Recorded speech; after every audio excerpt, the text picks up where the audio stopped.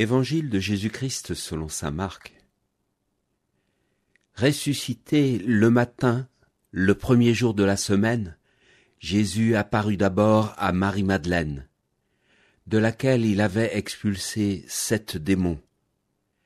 Celle-ci partit annoncer la nouvelle à ceux qui, ayant vécu avec lui, s'affligeaient et pleuraient.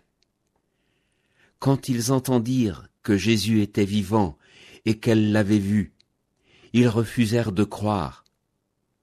Après cela, il se manifesta sous un autre aspect à 2 d'entre eux qui étaient en chemin pour aller à la campagne.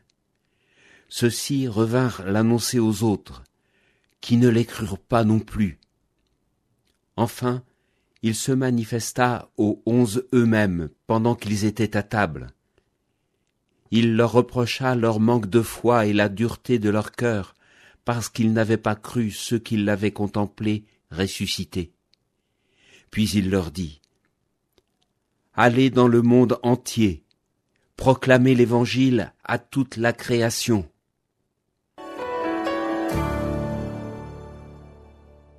Allez dans le monde entier, proclamez l'Évangile à toute la création. Bien que nous soyons nombreux à proclamer la bonne nouvelle, bon nombre d'entre nous sont rattrapés par les mensonges de ce monde. Et ils sont nombreux à penser que la spiritualité doit être affaire individuelle. C'est bien l'argument que nous oppose, par exemple, dans cette affaire ubuesque que je cite bien souvent, du déboulonnage de la statue de Saint-Michel, place Saint-Michel, devant l'église Saint-Michel, car ce serait une offense à la laïcité. Ceux aussi qui voient dans les crèches de la Nativité une insupportable agression et dans la croix du Seigneur le port de la kippa ou du foulard qui couvre décemment la chevelure des femmes musulmanes, une injure à la neutralité républicaine.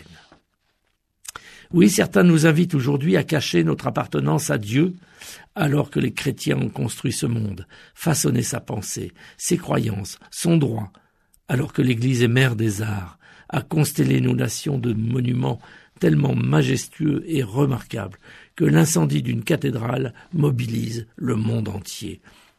Alors, aujourd'hui, comment proclamer la bonne nouvelle à toutes les nations, toute la création, si nous devons nous cacher pour le faire, raser les murs, ne rien manifester par notre attitude, nos ornements, nos bijoux hérités de l'histoire familiale, offerts par les parrains et marraines, et d'autres encore, dissimuler nos fêtes.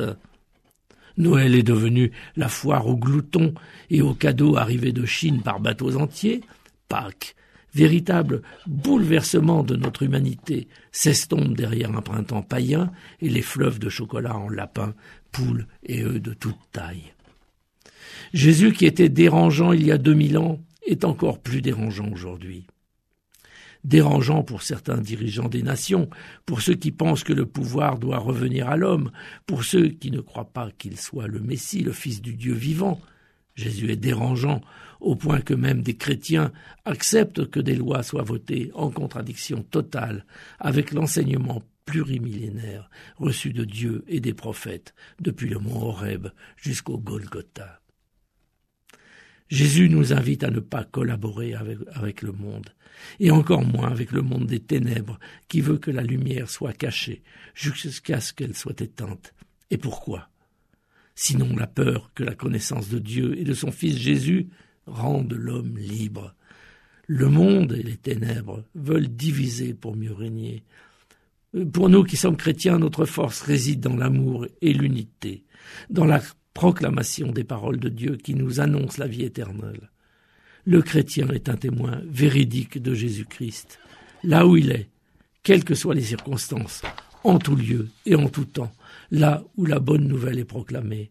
Les armes se taisent, les hommes se rejoignent pour laisser place à la fraternité et à l'espérance.